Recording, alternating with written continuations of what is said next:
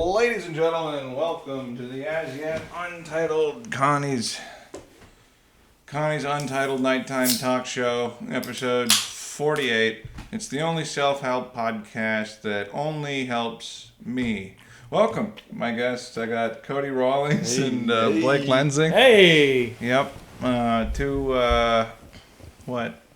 I don't know. Musician, comedian, salesman types. We're in somebody's living room. I just learned earlier that it's pre-furnished. Pre-furnished. This is used. Do you have a black light? Are you one of those guys? No. Okay. I'd rather just not know. All right. It looks like that dresser there was just too big to move.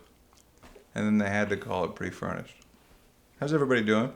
Good. It's hot out there. Oh, God, dude. Yeah, I just got done with a wedding up in Branson. That was pretty fun. Nice. Yesterday? Yep, last night. Is that a friend or? Mm-hmm. Buddy I used to throw a bunch of house parties with, former roommate, you know. No comment. You know, like that kind of buddy. Yeah. Yeah. Outdoor wedding? Yeah. So hot as hell. Hot as fuck, dude. Did you wear a do-rag? Crazy. No, I should have. Yeah. I did write a joke down though. Like going to Branson, you see like a lot of people on motorcycles, you know. And as far as head protection goes, it's like you only see it's either like 100% like helmet or like a bandana, and not a lot of in between. Mm-hmm. No like rugby helmets out there. No kind of safety types. That was one interesting takeaway. Hey, we live or die by the ride, you know? I guess so. Especially if you hit the ground. I'm gonna do it. I rode a motorcycle one time in a parking lot. It was okay. Oh, yeah? I don't think it was anything I wanted to keep doing. So you put a motorcycle down before? It started to go down, but I was going slow enough that I didn't lay it down really. I was able to catch myself. So no, not really. But it was a nice motorcycle too, like a Triumph. Is that a? That's a yeah. It was but I had some money. You don't make cheap ones unless you make them yourself. Yeah. Yeah. I didn't even ask to ride it. He wanted me to ride it. He's insisting. I think he wanted to show it off. I'm like, I don't think this is good, and and it wasn't. So how'd you put it down? Did the fork start shaking at the front or? I think it was honestly that I was so afraid to go an appropriate speed that it just fell over because I was going. You're going 2 miles an hour. Too slow, and yeah. I could see a situation where that falls on your leg, and that'd be a huge bummer, you know. Yeah. But anybody who I think motorcycles is kind of like cigarettes. Like you're cool if you do it. There's something cool about it, but I just don't think it's really smart. But I mean, everything can't be defined by whether it's smart or dumb or if trying to live as long as possible. If that's in your DNA, you just got to go with it. But it's not in mine. Yeah, I don't know. You know. I mean, it's like if you want to live, you know, you can do this, but understand that you could die. And it's not that smoking is the same as motorcycles, you know. Of course, I have met a couple people who smoke so much that they had to find Jesus, and now they're no more fun to hang out with anymore. You know, that's Yeah, it's not the same. Like the people that find them at 180 miles an hour are usually affected by that. I think there's just an energy to people who smoke or ride motorcycles, kind of a don't give a fuck energy. What if you ride motorcycles and smoke? Well, can you do that? No, I mean chances are, of course you can. Chances are, one person who does one does the other. You know. I would think the wind would be blowing your cigarette out too fast that you couldn't do it at the same time. Hey, if there's a will, there's a way. Okay. You want that burner? You want that heater bad enough? You'll get it. Yeah, that's why I like comedy, because comedy feels dangerous without the actual physical danger. Yeah. So you get the best of both worlds. You have to ride a motorcycle to make up for it. Yeah. Have you ever ridden? Well, you rode a hog, Conrad? I rode a dirt bike a couple of times. Like my buddies, cousins, friends, whatever you want to call them. They had some farm type of shit set up, and I remember learning how to ride the bike, learning how to turn it and all that other stuff, and then there's this one stretch where it's like I'm totally by myself. I'm gonna learn how to wheelie this bitch, and I couldn't figure it out right away. What I did figure out is how to like get it up to 100% vertical and then run behind it, holding it up by the handlebars. And hoping that you're not whiskey Because I didn't want to throttling it. break my fucking friend's toy, you Right. know? Yeah, but that ended up like, you know, like it's a plastic fender on the back end that is not designed to go 180 degrees up in the air. So like that ended up kind of like snapping. So I had to like figure out how to, like, if I could pass it off as like it being normal. Because I didn't crash it. Yeah. I just like got Just smack the fender. 98% of the way there. Yeah. Wow, you're Yeah. just flying close to the sun, baby. No, I mean then that's, you know, that's what I'll do. Some of Like- these e-bikes on the Greenway are approaching dirt bike status to me. There's people out there just Blake Flying. Fortner, shout out. Yeah, no, he broke his wrist on he broke his wrist on a rental scooter, dude. Can That's you, my go-to anytime I Can see you somebody tell with a people black that eye. you broke your wrist on a rental scooter? I guess Like- that doesn't give you good. Does that street give you cred. like street cred at all? I don't literal, think it- literal street cred? So it wasn't the first thing that he said. I had to go through like 3 layers of like, Yeah, no, there's no guy that's gonna be like, yeah, I was out on my rental scooter and, you know, we were hitting some fast speeds and, He was like, you my know, house we got wiped out. robbed. And I'm like, no. And he's like, my mom, nope. And I'm like, rental scooter. I'm like, fuck. All right, yep. That'll do it to you. Well, that's most of the people in a specific I can't area. afford those rental scooters. You guys see the prices on those things anymore? Shit, I went out there for What are you like talking about? How much is it? too much. It is kinda I high. went and rode around Lake Fayetteville. It was $60 on one of those bird scooters. $60 Bird For me, scooter? and like this girl to go out there and ride around. It was $60 for basically an hour and a half of fun. And it wasn't really even that fun, but it was $60. So when I'm out there I think we've jogging been in or the wrong something, business. if Even somebody though you got to get the VO scooters, and this is Those I'm are too expensive, far too. from the button. Oh damn it! oh you don't, This is an oh, oversight. You for can't. this one show. I can't. Yeah, You can't we're gonna have sponsors for this one. marker. I can Yeah, marker so- for you though. Which it's a. Was it VO versus Bird? Is it the? Do I This is hit very, yeah, it's the big red one with the light. the record button? yeah, I just yeah, yeah, I tap yeah. it for Just a marker. Nap it. Yep. Mm-hmm. You want me to tap it now? Yep. Mm-hmm. He's gonna become drunk with power later. All No, right, I'm, cool. I'm actually not going to do it unless you tell me. That's how we moderate the show, ish. So you to stop recording, you just hold it down. No, you're Oh. jumping to conclusions now. This is, Well, I just get nervous because normally when the button says record and you hit it a second time, it turns off the recording. So that's well, what's no, I making me mean nervous. the stop button does that. And you know, there's stages before it'll Oh. flash at you. I see. Before, are you Stop sure? And I'm like, no. So what's up? Okay. So like, was it a bird scooter? Was it the silver jobbers or was it the black and teal? The OGs. They 'Cause were like I have strong turquoise. political feeling. Oh really? It was Yeah. the VO. Oh no! It was $60 to get around. Yeah, me and this girl went on a date out there. It was $60 to go around the lake. E-bike or scooter? Scooter. Scooting. Man, I had no idea how much that's of a flex that is when someone goes by me at Lake Fayetteville on one of those. Yeah, they got money, dude. What is it? They're just not getting anywhere. The whole argument, the model that they're up against is like Uber. Cause like, okay, so like for example, Wait. downtown Tulsa, Blue Whale Comedy Festival. Me and Cal Gilbies are like, posted up in a hotel, like downtown, and we're trying to catch 15 shows and like 15 open mics, like in a night type of deal. And we're at one side of downtown versus the other, which is not that big of a deal if you know downtown Tulsa. And I figured out that you could save 25 cents getting the rental scooter over The Uber. the Uber, so that by the time you got in line for the next comedy show, you could flex on all the other broke comedians about how you saved a nickel. Which actually got a ton of respect at the time. I don't remember from who, but the first Blue Whale was the best ever because it was like right after the pandemic, and they had a bunch of budget saved up. So like my first comedy festival was like going to a pizza place, paying for beer and pizza, going to the comedy show, showing my credentials, getting in for free, and then going behind the comedy show to find a tent with free beer and pizza in it. So that was the Living the whole dream. weekend. Hey. Yeah, no, it was the best, dude. It was incredible. It was good pizza too, dude. Well, what's funny is now. I don't know what year that was, but inflation is so bad now that you can't even drive a rental scooter faster than inflation. So the quarter you saved was already gone by the time you got there. Right. Yeah. No. Yeah. But Actually, I've heard that like the rental scooters don't actually like operate on U.S. dollar. They just invest in Bitcoin, so that the more money that gets printed, by the time you get to They your don't even- destination, that's fucking funny. they can dude. still make a profit. Yeah. Are you being? You're kind of being serious. I think. You are. No. Oh no, I don't know.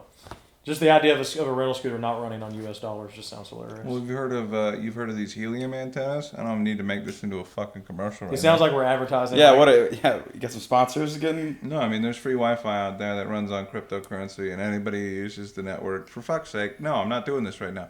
Like, no, it's out there. Yeah, like right now. It's Do just- some research, folks. Right now it's data, but ultimately, like cryptocurrency is going to equal. Like, I think the U.S. dollar is gonna.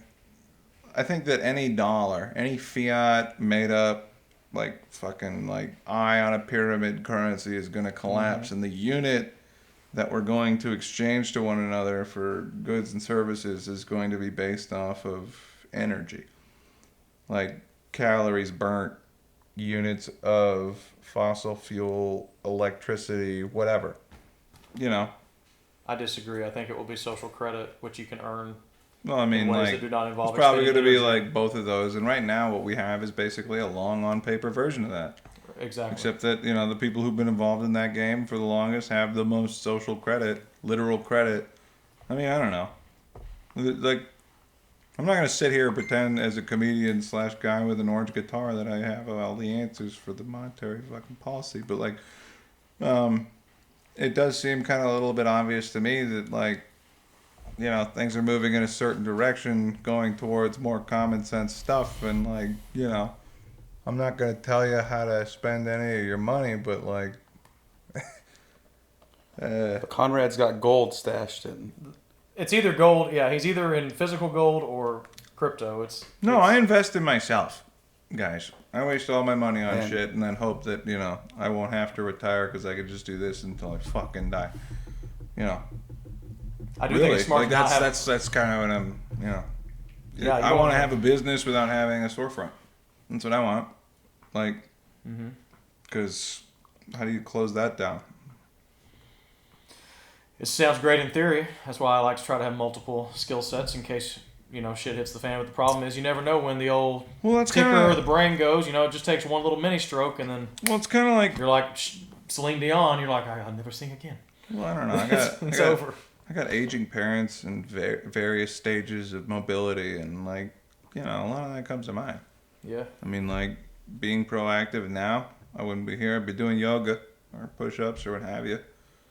But, short of that, like, there is a work part of it. We don't exist in an era. It seems like it's not going to be possible for most people to retire. It also seems like what we classify as a job from now to when, like, labor unions first started is a totally different thing. Mm-hmm. Most jobs, customer service oriented at least, exist in a air conditioned, room, which, isn't like mining dirt in a cave type of hell. It's more of like a purgatory type of thing where you have to figure out how to take all of your downtime and monetize it for yourself. And what does that mean? Like, it means you gotta like take the shitty job with a shitload of downtime, being a cog in the machine, and then figure out how to like go to school, become good at whatever, not just fucking dick around and watch reels. And a lot of what I'm saying right now is just the reaction that I'm having towards like having to manage a bunch of people that work in a vape store. But it seems like every job to me is the same. Boxes come in, they get labeled, counted, boxes go out, sold for X amount of profit. If you don't have a formula for that, if you're just kind of winging it, then I hope there's enough volume to support that. But if there's not, the businesses who suffer tend to be the ones that are less organized. Mm-hmm. Well, what we're up against now is kind of one of my biggest fears. I feel like we got two lines. We got life expectancy, although in some ways it might be declining for the first time in recent years. I don't know. But life expectancy for the developed world is kind of on an upward trajectory. Medical technology is advancing.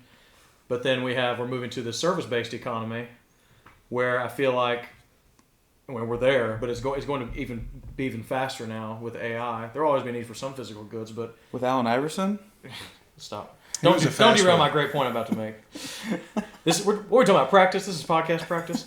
I feel like our society already does not value the elderly. Is where I'm going. So you're going to live longer, but then if your usefulness is based on energy or services that you need to provide to people just to keep yourself alive, if you do not save while you're young, in some way, which will it even be possible? The inflation we've got. That's the whole reason that like 401ks got invented. Because like people realized that like, oh fuck, like unless everybody gets involved with finance in some way, shape, or form, then they will go broke by the time before they die or die. I mean, they're gonna die broke basically. Right. I think that's been something that, like, I don't know, the education system and just the system as a whole, like as far as personal finance goes, doesn't really teach you anything. I mean, they teach you the basics, but you have to really like take Well, some. you got to think about what it's person- designed. You got to think about what an education system, design, what it's designed to do. Like separate from all benevolent, reasons that they say. It's to Who are they exactly, by the way? the establishments themselves. Okay. The man. No, I mean like. I just want to know if I need to hit the marker. So, like, you hit the. I mean, I'm not. I've learned how to censor myself adequately. Everybody here. But, I'm like, fully censored. Well, I'm so censored right now. It's like I'm not fully I'm trying to like. Well, okay, so difference between like a regular college and any old business is like if you go to an auto shop for a good and/or services, it's a little bit more black and white what they're offering you. mm-hmm. Versus selling you prestige. And little feel goods. one of the things that I think that is encouraging that's happening that I'm seeing is that like, the president of Harvard is getting in trouble for plagiarism and all of these big fucking like establishments are basically getting caught with their pants down. We're moving slowly towards a more results oriented thing. And I'm saying this as somebody that dropped out of college and like helped a consecutive series of guys start businesses. Mm-hmm. And if I tell you what my job description is, I don't know what the title for that is because I'm doing something different every day. Mm-hmm. And then even like with the night job that I'm trying to have, one of the reasons that I'm like pursuing like a creative endeavor like this super duper triple chocolate heart is because I've done creative projects for a boss before who can tell you that things are wrong. When this is done, it's done. It's not going to get revised 5 more times so that we can arrive at the same conclusion that I started on when you asked me to do this. This is like, I don't care if I get paid 25 cents an hour to do this because it's mine. And, like with entertainment just in general, it's like so long as that is on the up and up, and I'm not getting tired, then, I'm going to continue to do that. So I think the up and up thing though is your own personal up and up. Like, well, right. Like what do you define as your up and up when it comes to being creative, and like, is it just your own personal encouragement? Like whether you have like anybody listening or watching or understanding what it is that you're trying to do, or is it more of like if people are going to keep showing up and enjoying me, then I consider that the up and up. Well, right. What is your version of making it, By virtue of being able to pay for my health insurance based off the proceeds that I get by playing guitar and talking clever. So I think, subject for many a debate. That's more than most people can say, and I should be proud of that. The reality though is that like, I feel the same now, even having that, and this is something I have to remind myself of all the time, is like, I feel the same now, having all of that I do when I didn't. Like, it's like you're a dog chasing a car. Once you get the car, what are you going to do? You're still going to be a dog, like, I think a lot of comedians have that problem. They all think they want to make it. I don't think they realize what they're wanting. What their definition of making it is they just want to be no day job and famous and adored and loved, and that's fine. No, but that's a job, dude. Like, well, I'm not. Yeah, that's what look at that's my, look at these guys' that's my schedule. point. Like that's like That's my point. I don't think they realize how much work is going to be involved. They think it's going to be just like they see Bert Kreischer slamming beers and being Mr. Party Guy. They don't know how hard he has to put in. No, Stuff but I think behind that the there's scenes. He's got a something- team at this point in his career, but well, it's his family. yeah, His wife Lynette is the video editor. yeah. Like like I'm trying to turn Brooklyn slowly into that. If not, my background singer So you're slash. Brooklyn. Yes, 100%. She's my girlfriend. I live with her. It's so easy to when you're directly at the source marker. Yeah. Can I grab another drink? No, but like,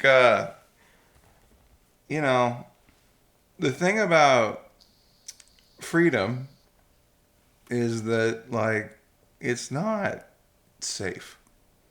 You are Exactly. like the outcome of like what you get, especially with this kind of stuff, is like kind of proportional to what you put into it. Now, like if you watch a Taylor Swift documentary, she might tell you that like her dad is a banker guy who moved her to Nashville so that he could put more into it than you or I could. Or that, Dua Lipa's dad, bought her first million albums so that she would chart, and that she's not really bringing anything musically innovative to the table. But, at the end of the day, it's like, I don't know. I'm not necessarily in this because I want to be fucking Taylor Swift. I'm doing this thing because it's like, if I don't, by the time I'm a certain age, I'm going to feel real bad that I didn't. And that's especially aided by the fact that I've met people that have expressed that to me. Now, I'm in the uncomfortable in-between position where it's like I have foregone trappings of success that the traditional life would hold, like watching my friends graduate, buy houses, get married, have kids, all this stuff that is completely terrifying to me because I have been going to the bar every fucking night and trying to convince 5 people that I'm interesting. Mm-hmm. However, music is an image-based business at the highest levels. oh yeah, totally. And I think Right, I've the been Black on like Mirror. the opposite track where it was like I just wanted like that security of Hey, what's going on up here? Sorry, dude. I don't know.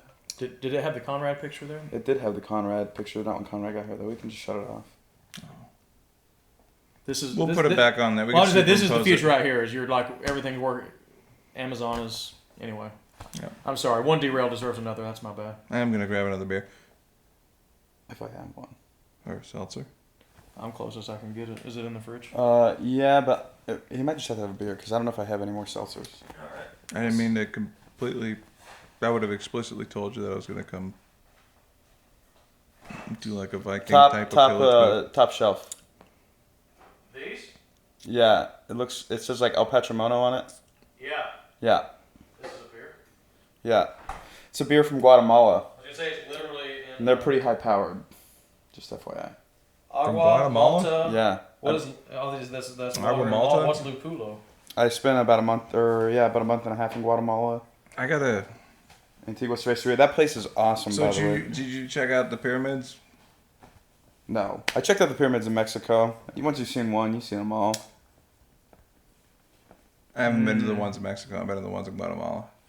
What? Did you... You can see did like you a went like to down... Tikal. Yeah. I didn't make it Howler out there. I made it all monkeys around and- that country, but not to the pyramids. Dude, it was wild. I remember Have you been in Antigua? Yeah. Yeah. Have you been to the Cerveceria there? No. It's the coolest place. No, I went when I was like 14. It is the coolest place. I don't know how many governments have changed over since then. Are they still painting rocks for elections? I don't know. You didn't look out the window when you were driving around in a chicken No, bus? I mean there was a point where there are these roadside clowns in Guatemala that are real fucking creepy. That come out when you get like a stop sign, and all of a sudden they pop out and they do a little show, and you think they're probably just gonna rob you and murder your whole friends and family. And I feel like we're heading that way in Fayetteville, to be honest. no, that's just Conrad on a Friday night. That's it. Yeah. I keep trying to figure out what the low water mark for like my own career would be. It's like I'm not a felon yet, so like I don't know. For me, it's like parody songs or motivational speaker. Someone asked me the other night at On the Mark if that guy that was hanging out after the older gentleman. He asked me. He said, "You ever write any funny songs, some comedy songs?" And he starts firing at me these comedians I've never heard of that do comedy songs, and I was like, "No, never." I don't know why I have the same reaction to that as I do like whenever people talk about improv. Yeah. You know, like, not that there's anything wrong with improv. It's just that I don't know. Like, the parody songs things, like, and maybe I'm a total hypocrite.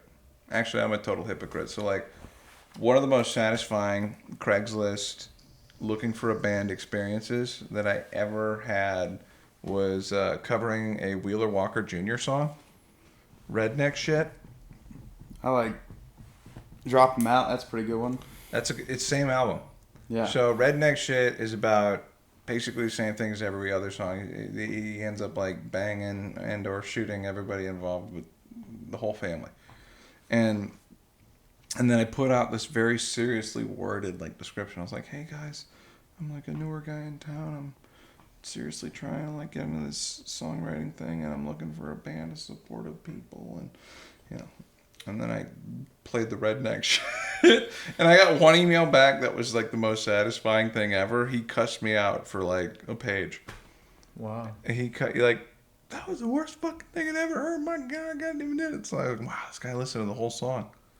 I Do couldn't you get guys anybody find to do in this. comedy that it's like because musicians like it's a weird thing when you try to find other people to hang out with where it's like people seem normal and then they become real weird real quick. Like as musicians, is that the same in the comedy world too, where it's like people just seem like they have good intentions and they're like they hear you and they want to play music with you or whatever, but then you like kind of get behind the screen and you're like, I'm just hoping I would never invite that person over to my house. I wouldn't want them to know where I live. Are you talking about specifically people who play instruments?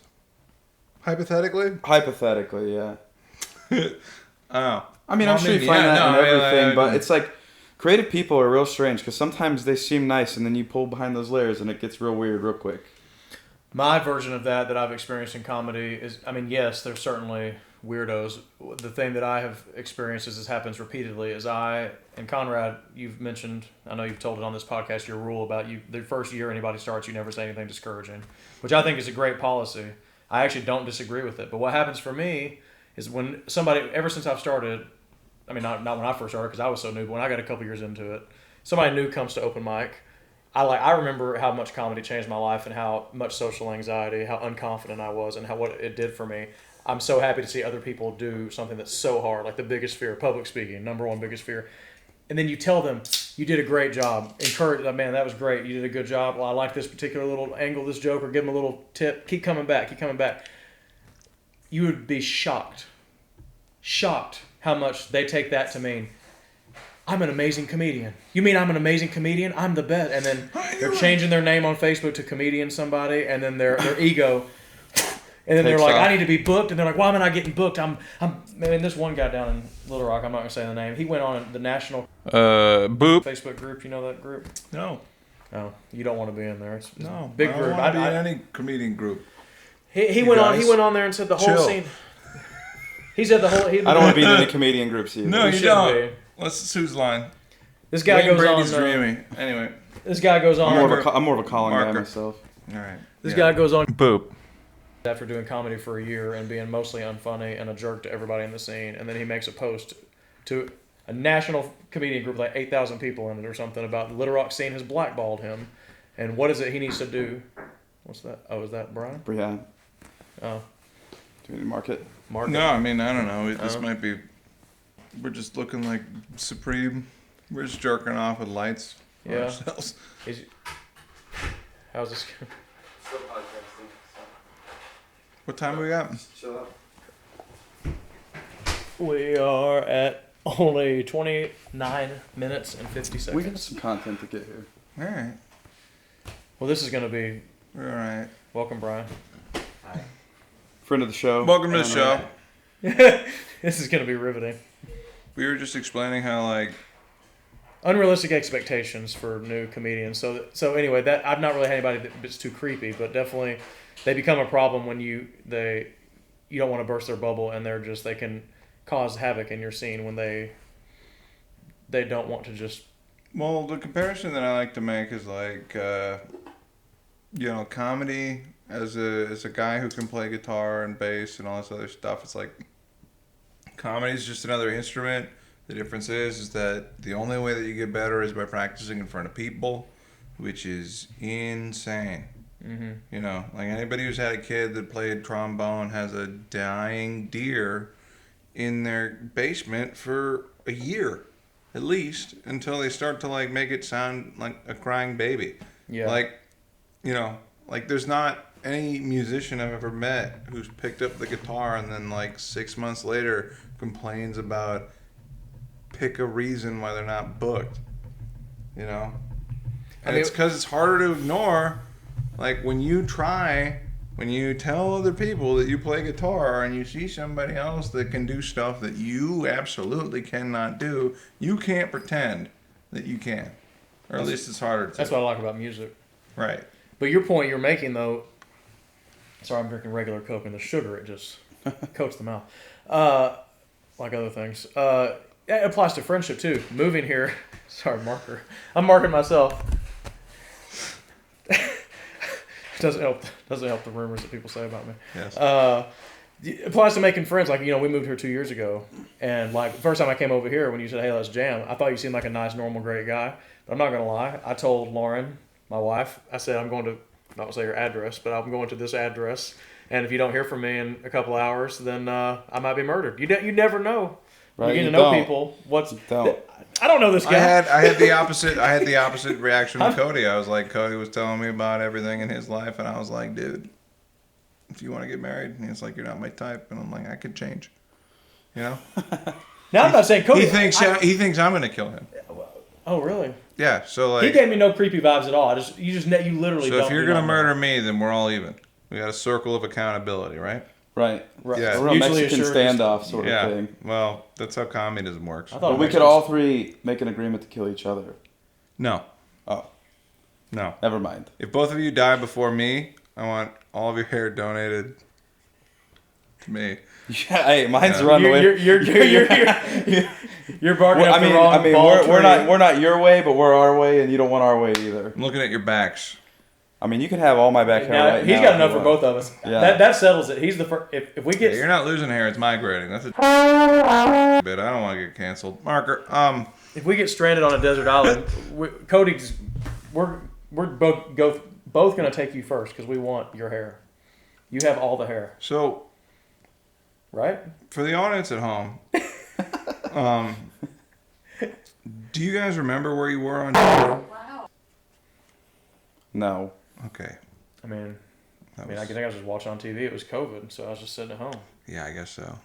I was not in Super Washington question. D.C. If that's what you're getting at. Let's. You guys know that like a couple of those guys that like went to that like are regulars at bars that are not far away from here. Like No. the dude who put his like feet up on Pelosi's desk, he's a regular at Bentley's Beach Bar, which is inexplicably like located in the middle of between Arkansas, Oklahoma, and Missouri. Beach Bar. Wow. Yeah, that's who's Is he in jail now? probably. He could be mayor. 50-50. I don't know. Coin toss. It's Gentry. Yeah. You know. No, I don't know where I was on chain. I don't know. Stupid question. Moving on. No, I mean, I think it's a great topic of conversation, but I can sense Cody's not going to talk about it. I can smell it coming off of him. He has nothing to say. I have nothing to say on this topic. I'm not a politics guy. I have a lot of thoughts about politics, but I'm not a political pundit. I'm not up to date on it. Well, I don't know if you've noticed, but they're not like. You don't have to be up to date. You just one date. You just need to be fired up about anything. Like it doesn't. You don't need to be credentialed. You don't need to. I just don't give. I just think all that up there has nothing to do with. I mean, it has a lot to do, I guess, with me here, but like my sphere of influence is really the people that I come into contact with every day, and not in my what's going on in Washington D.C. Because I think the more like I interact with people in my community, and the more I interact with just even traveling and interacting with different cultures and things like that, like I just think as people, we have more influence over our own communities than I have of something up going on in Washington or wherever else. And it's like, so I agree. I look at those 100%. people and it's just like, I don't care who you are. Like, I'm a music guy. Like, you guys know that I just love music. Like, that's my thing. And it's like, I play music with people every night who share very different political opinions than I do. So let's talk about that for a second. Hold on. Who's the most wackadoo musician? And get ready on the marker for this one. Who's the most wackadoo musician that you've ever played with? Name, please. That's not No. You can say it. I'm gonna bleep it, and then I can send it to you to prove that I bleeped it. Like, this is part of the show. I got the sound guy from Wackadoo George's to tell me. musician. Like, politically wackadoo? Well, Standing ready. it's. All right. Yeah. Marker. Yeah. What was that guy? What was that guy like? No, I mean, like, I just don't.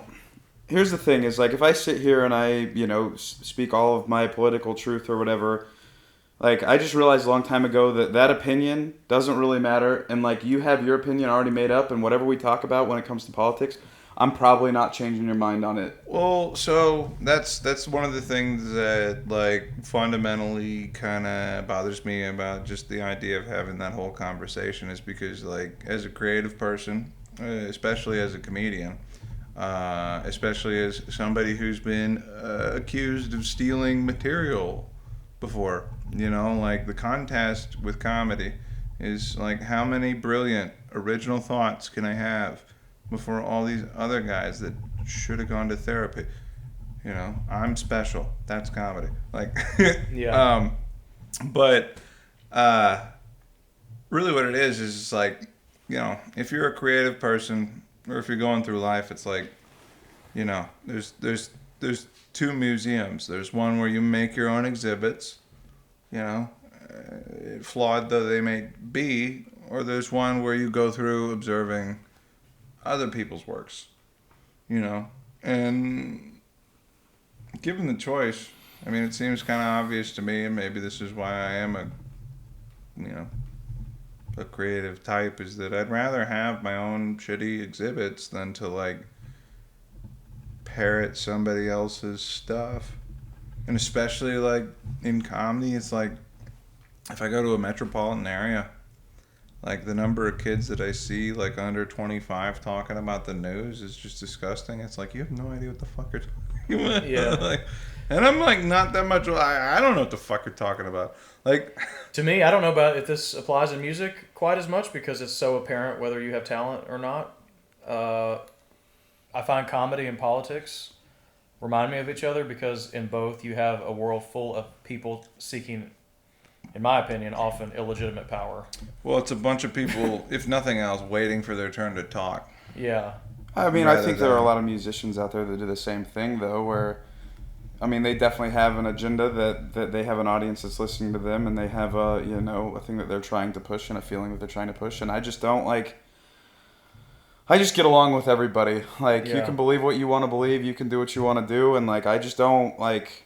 Like I said, I have my own thoughts, my own feelings, and when it becomes election day and I walk up to the ballot, I do my civic duty, I make those things known, but it's like going out there and trying to convince people that are so emotionally charged that they can't listen to you is kind of, I mean, it just falls on deaf ears. And No, I mean, it's like if you want to it's a have fool's errand, literally. Like, right, yeah, if you want to have political discussion, and it's not a conversation, is what you're saying. right, yeah, if you want to have a discussion, like a true academic discussion about politics and Well, that's not things. what's on the news. I mean, like Right, that- because that's not what's but getting news pushed is or new sold. news It's a- industry. it's a circus on the Right, news. no, Like- but they want to elicit a response out of you. Well, right, no, and that's kind of the Usually fear and anger. so Right. Politics is basically being treated as like a team sport, and people are piling on it as such. And I don't know. I think the worst thing that I've seen, and this is on like both sides, is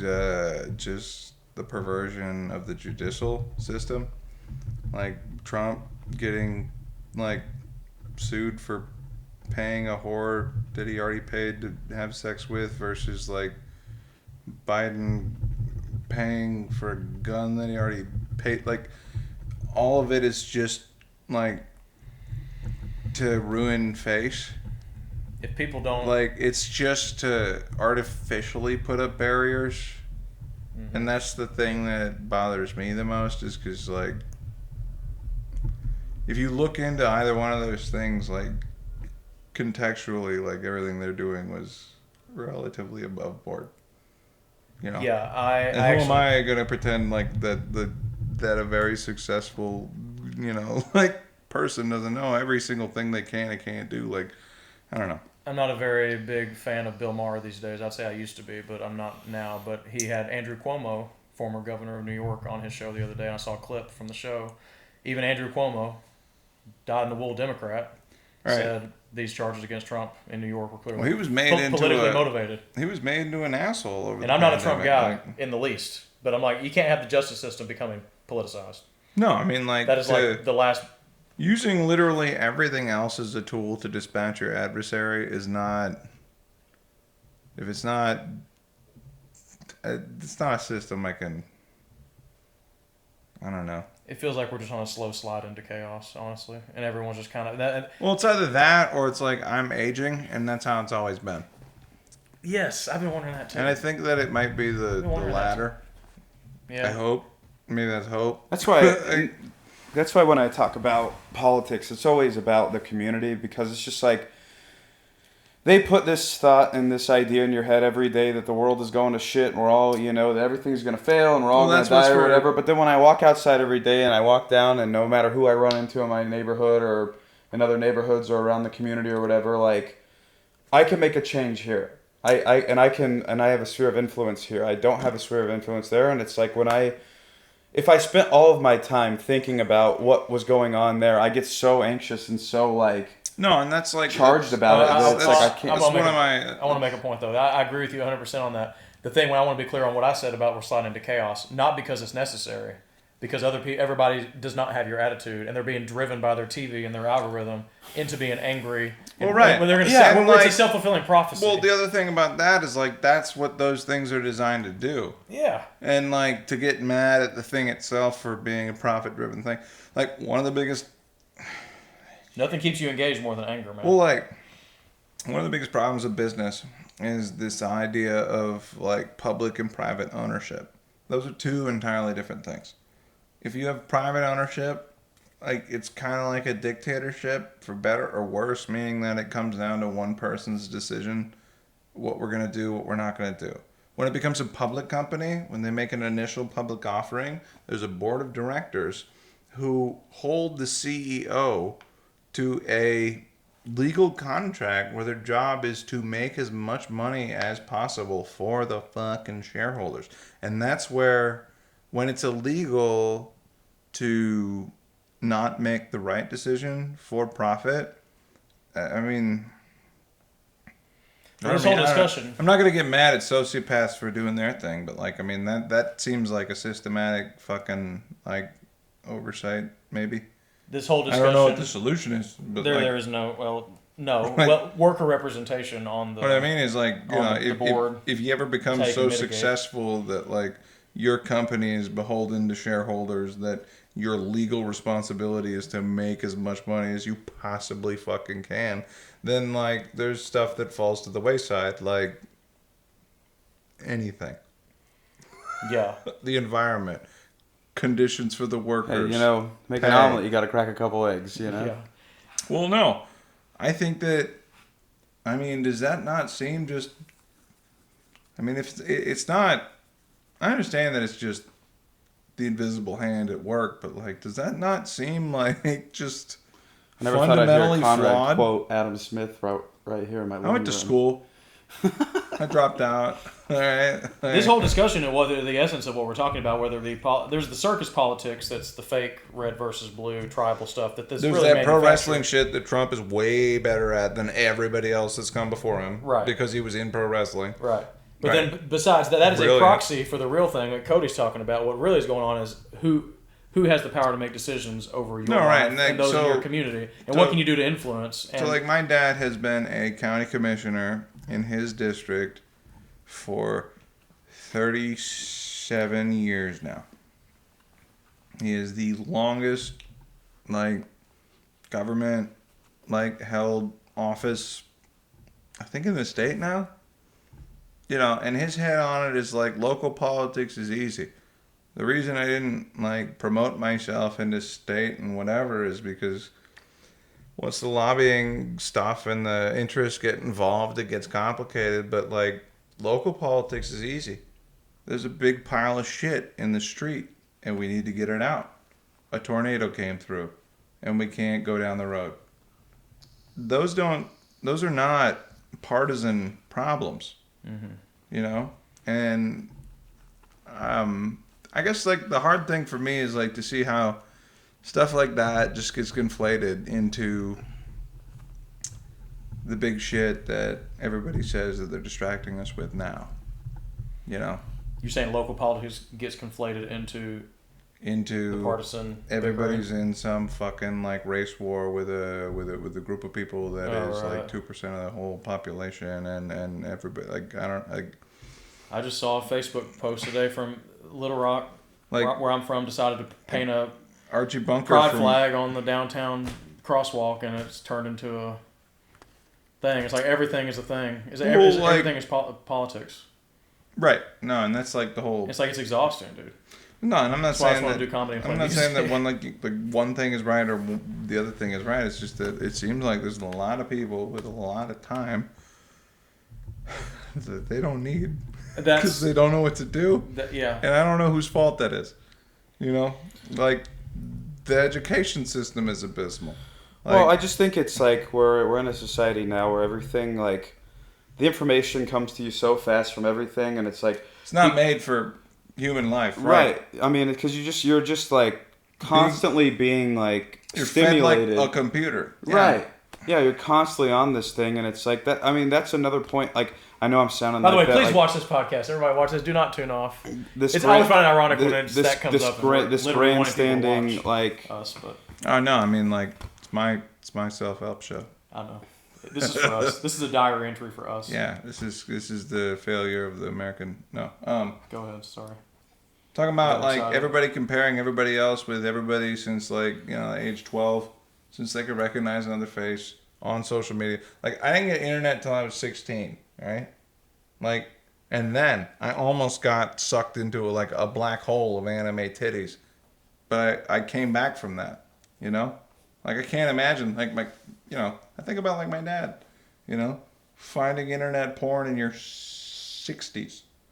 Like, imagine that. It's gotta be like a caveman Pretty safe. finding fire for the first time. He made some. How many you guys are both younger than me, though. Do you guys remember, how old are you? 28. 32? Yep. I just turned 40, so do you guys remember time before the internet? Like, I'm in the generation. Yeah, no, I mean, I went to growing up. Funko Land, and how old are you, Brian? 43. Oh, we're about the same. So you remember we're in the, I don't remember what they call the Oregon Trail generation. They call us, like, where we remember black and white. Yeah, displays. but I can remember like having. I mean, I didn't have internet till I was in middle school, high school, something like that. So like I can remember. I'm in that like weird age gap where I can remember times before really having internet, because like my grandmother had dial-up where you click on a picture and then you go make a sandwich and you drink a drink and then you come back and hopefully that picture's lined up. I mean. And what was that a picture of? Hey, don't worry about what it was a picture of. But I remember that time, and then high-speed internet. But it's just this. Like, you only need the top half to get where you're trying to go. It bleeds over like everything in social media, and all of that bleeds into every part of our lives, like our personal relationships and our, like our ability to judge ourselves against others. And it's like no wonder we have like a mental health crisis. Mental health crisis. Yeah, I think everyone is pretty much mentally ill. It's because if you were born in some like based on small the number, rural area or whatever 50 years ago, 60 years ago, or even 35 years ago, you didn't have anything but the people around you to compare yourself to. Right. And so I think that your like position on your own life. Your own life was like, oh, I'm just doing my thing here, but it's like, you're not starting off competing with like dudes from Dubai. Well, but now you're competing with like you're out in the rat race and you have this job and you're busting your ass, and yet like this kid who's 4 years old is on YouTube playing with toys making $13 million a year. Yeah. So it's like this Well, weird thing where it's also, like, well, flip side of that though is like, we got to see like the first pioneers in that regard. Guys that were famous for seemingly no reason being on the downturn of their whatever you call them careers. There's a couple local guys, Marker. What the fuck? Like, he's got a whole documentary about like how 10, 12 years ago he was the biggest like hotshot YouTuber in Fayetteville, and now he's dating some 19-year-old and nobody talks to him, and he's got like medical bills and he's underwater on his house, and like, like, this is not a position to envy. And this is the other thing, is like a lot of these people, myself included, seem to be motivated towards this short-term type of goal. Like, I'm recording myself talking into a fucking microphone right now. Do I know what I would do if I got viral tomorrow? Would that ruin my life? You're a dog chasing Very cars. possibly so. Yeah. One of the things that stood out to me is like when I was working over at the local comedy club here as the sound guy. I'd see these YouTubers come in.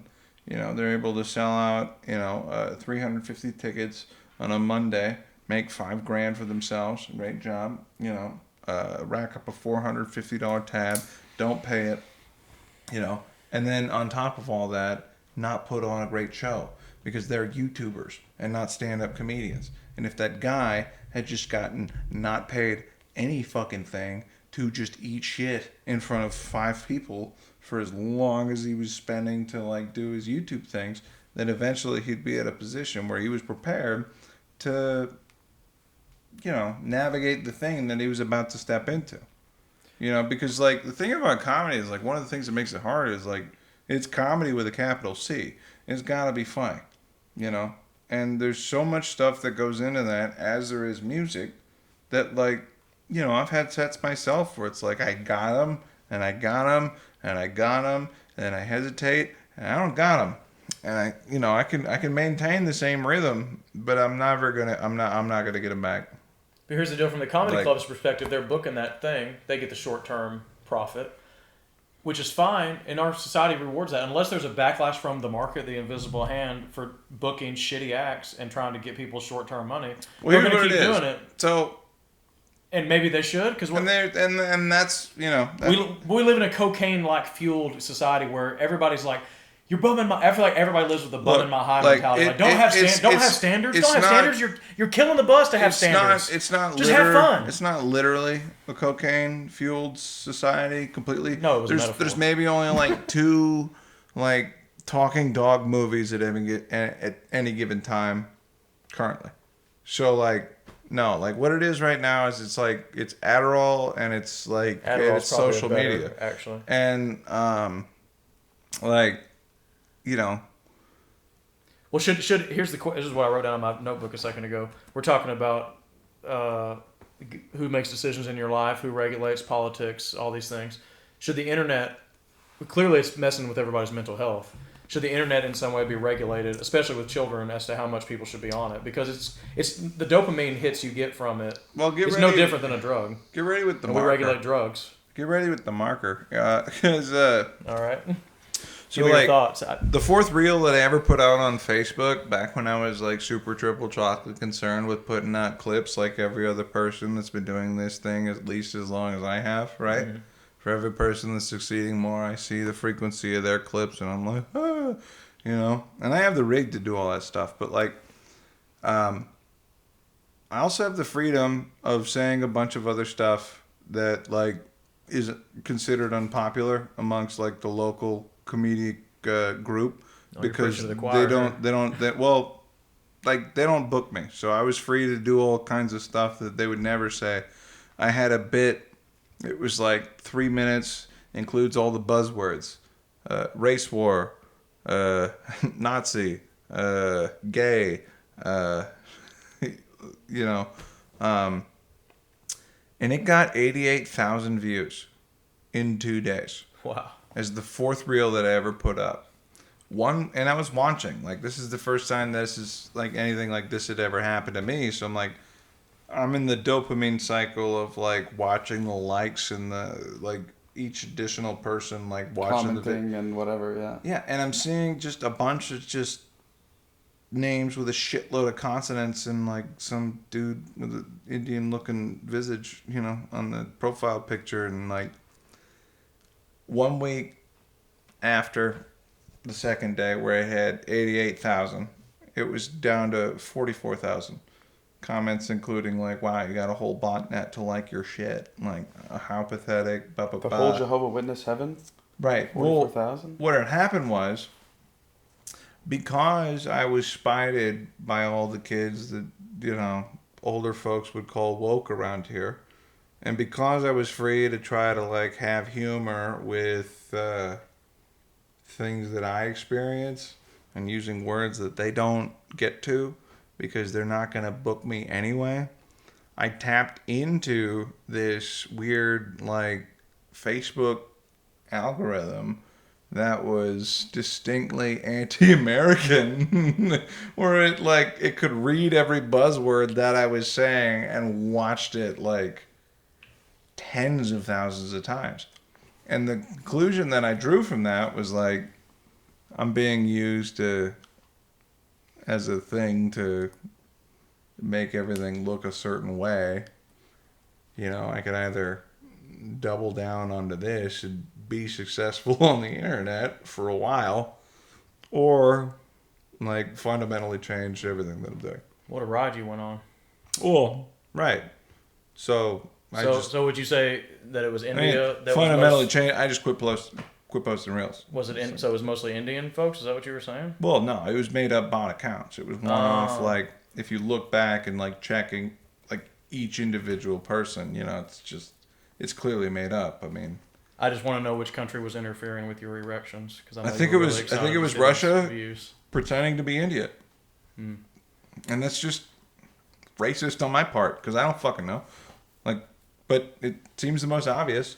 I think Occam's razor. I mean, like, no, I mean, like, if there was like a foreign interest dedicated to sowing dissent and unrest in a place, and there's a bunch of people in that place talking into a microphone saying all the stuff that you don't want, and you got Control F on whatever, like find whatever word this person isn't gonna say and amplify it. Like that's what that was. I gotta say, I didn't expect when the three of us sat down that we'd end up in this place, but I've kind of enjoyed this discussion. This is some real shit. I don't know if Cody's enjoying it as much. I'm not. Nope. This is not what I thought it was going to be, but that's okay. I didn't expect it either, man. No, this is what our 5th or 6th episodes that we've had. My wife went on one. We have not talked about. I thought we'd probably just talk about some music, talk about comedy. How did we get here? I don't even know. Talking about how, like, no matter what you have to do. Oh, you brought up politics, though. Talking about no matter what you have to do. Because he went off on his thing. Right, he did. That was the whole reason we got down this guys, avenue. I've been here the whole time, all right? So where were you guys, hon? And then we dove into this huge, like, fucking shit. What I mean to say is... My brain literally went, what the fuck? What I mean to say, the thesis behind this whole fucking conversation, gang, to put a slight bow... Are we at an hour yet? Is, like... 59 minutes. Yeah, so about there. It doesn't matter what endeavor you're getting into. If you're a poet, musician, comedian, what have you, you actually are a video editor. And then through the lens of that, you will be judged and merited by, now, especially through the traditional platforms. And I don't have a fucking solution for this, but it's going to be judged through the lens of politics. Well, can I tell you my definition of making it? You sort of roundabout asked Cody, and I don't know if he did. You did kind of answer. I don't remember what exactly you said, but no, I think I asked the question, and then I never really got. Oh, I didn't really answer it. Well, my answer for that is that however it shakes out, whether between the monetary needs you need to live and all the other factors that go into just having a good, happy life, is that you're in a position that you're able to tell the truth as much as possible in every situation and still get by and survive. And to me, that's having faith and something bigger than yourself that you tell the truth and you get rewarded. And sometimes telling the truth gets you in hot water. Well, It's funny how much humans don't like the truth. I don't know if it's that necessarily so much as finding a version of the truth, because I don't know. One of the reasons I think that I look younger than all my friends that are doing all the traditional shit is because, like, I have a shred of hope that everybody will come around to everything that I'm saying someday and realize that Yeah. no, not only is he not an asshole, it's like he was right the whole time. I had relate. roommates I relate to that. like that, but now I'm trying to, and I mean, like, ultimately, like, if there's anything problematic with the message that I'm trying to say right now, it's going to get stifled in a way that I won't be able to detect, and I'll I just think have we live to in a start world over. we live in a world of lies and illusion and deception. That's why I love George Carlin, Bill Hicks, comedically. Anybody that just rips the mask off what's going on out here. And I love art. I love music. I love stuff that gets down to the real. You know, that guy Oliver Anthony that wrote that song, "The People Like Me, People Like You," he got a lot of shit. But I was like, if people are that inspired by your song, a guy that I've never even heard of, and one song comes out and you got people. I mean, to me, there's some kind of magic there. And I think that's the new version of success, because everything is so, like, easily accessed that, like, if you have something that people have genuine feelings about, then they will have genuine feelings in multiple different directions. Mm-hmm. Like, one of the ways that I learned that personally is, like, before I started trying to be clever into a microphone or singing songs, is like, I was a painter.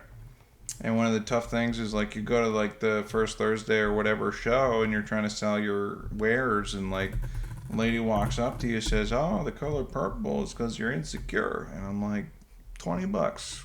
You nailed it. You don't need to know that it was on sale that day.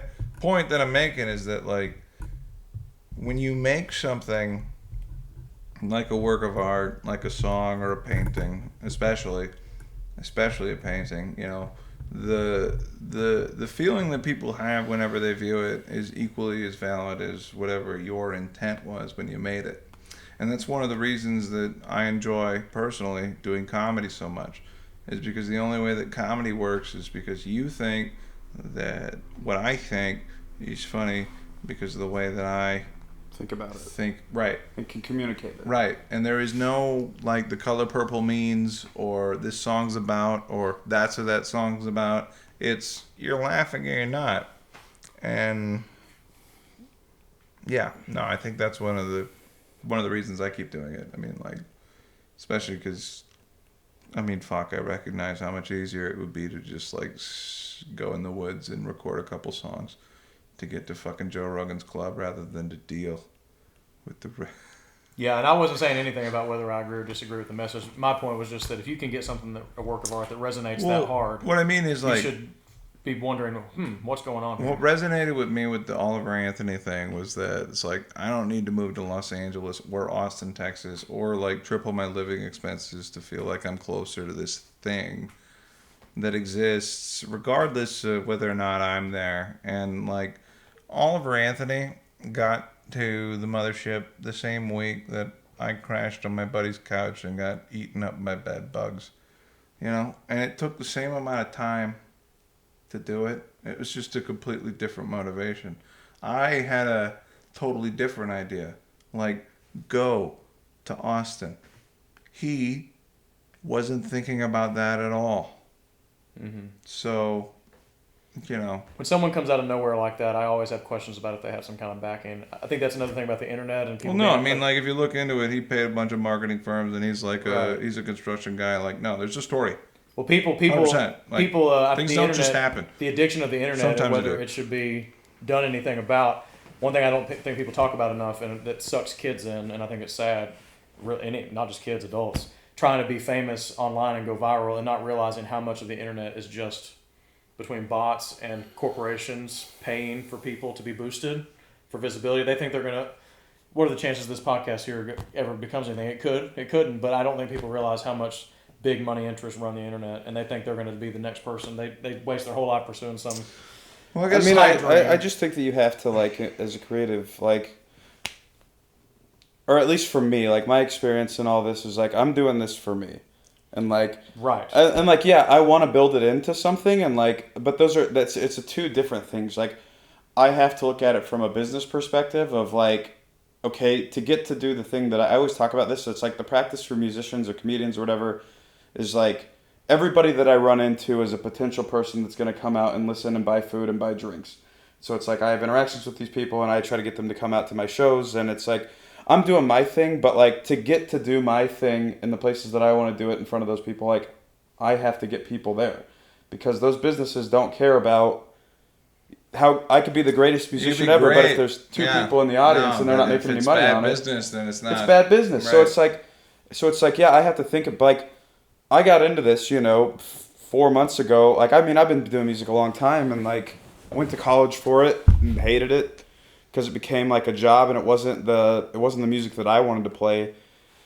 And then, I come down here and it's like I get to kind of reinvent myself, and I go to an open mic night and it's like all of a sudden the things just start working out for me, and it's like I just, I care more about the end product of what I'm making for myself because I want it to sound good so that the message that I'm trying to convey to the audience is the right message. Which too many people are more concerned about the message that they're trying to convey to themselves, I think. All right, so like, let me ask you this, Cody. What's your thought process when you're writing a song? Because, like, something that's probably been a recurring theme on episodes that I haven't released yet is like, some of the greatest works of art have been dedicated to singular people. Like, you could probably think of a couple comedians that, in the effort to appeal to a wider audience rather than do their thing, suffered because of that. Yeah. I mean, I think when I always talk about like the why, like of why you're doing something, like the why I get up in the morning and take a shower, the why, like what is your why? And it's like I think what happens to creatives when they become this robot of I'm trying to get famous and become the money machine is that eventually they're so far away from who they were when they started, and they don't really know like they're doing everybody else, they're not doing theirs. And it's like, yeah, I play some old country music. Like I play a lot of old country music, and like, yeah, there are some fans of that, but some people aren't. And it's like kind of the music that I like, that song, Look at Me, that I've been doing is an old country style tune. And it's like, I'm not writing that because I think that that's going to make me cool. I'm writing it because that's the song I wanted to write. So you're doing it for you. Yeah, I'm doing this whole thing for me because I don't need, I need. Because you have to do it. Right. Otherwise, it's a drug. Sad Cody? Like what's right? No, it's was there a sad Cody? Yeah, of course. I mean, because it's like I mean, I love business. I love the corporate side of things. Like I love doing all that. But it's like music has always been the release for me from all of that. Like I like business because I like the act of like point A, point B, getting things done. The parts of business that I absolutely do not care for are just the friction parts, fixing the printer, repeating myself. Like yeah. I mean, I like the structure of that, but I also just like the unavoidable. Yeah, I mean, it's just it's part of it, but just in the same thing that there's things in music or the creative side of you that are like coiling wires, right? Hecklers. Carrying gear, cables on. Right, carrying gear in and out for me is like, man, what I would do if I could just show up and all my shit just be ready to go, and like I just get to go up and make music. Like I hate having to do with the whole gear setup and all that, but it's like I'll tell you what necessary. It is. It's literally like having to set up your office every single time you fucking go anywhere. Right. And I'm speaking as like somebody who does that. Like set up my whole computer, do the photo editing thing, like put it all together, and then like convince my boss why it was a good idea to do so, versus like packing all my shit up into my car, going to the gig at night, like taking all their shit. That's why comedy's great. Setting everything up, and I see a mic stand, baby. Just let me talk. But as much as I love music, but you see that. I'm talking about like. But you do the circus. Yeah, the whole thing. Well, you're hosting the open mic, so you're running cats. Like I've been doing this long enough to get pissed off at people that don't know how to coil wire, and I understand that that's not a reasonable thing to get mad at somebody over. But when you come in and you say that you want to help, and you can't, I don't know how to politely tell you that you don't know how. Like that the work that you're In doing enough is doing time- more harm than good. Right. Exactly. Like, Yeah. like I'm going to think about you the next time I show up late for my next gig, which is likely.